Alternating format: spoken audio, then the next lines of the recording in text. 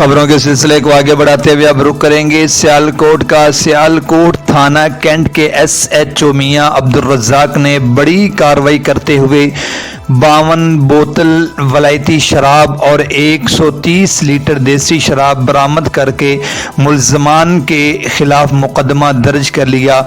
मज़ीद इस पर रिपोर्ट करेंगे हमारे नुमाइंदा अली इमरान।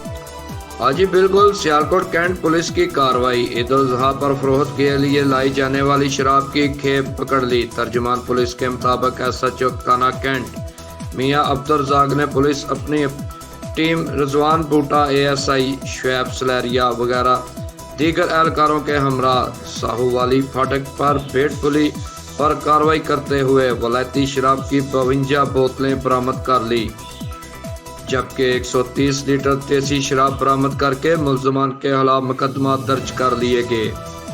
पुलिस के मुताबिक मुल्ज़मान ने ईद उल अज़हा के मौका पर शराब फरोख्त के लिए लाई थी। जो इत्तला मिलने पर पुलिस ने बरवक़्त कार्रवाई करते हुए इन्हें गिरफ्तार कर लिया। गिरफ्तार करके शराब बरामद कर ली।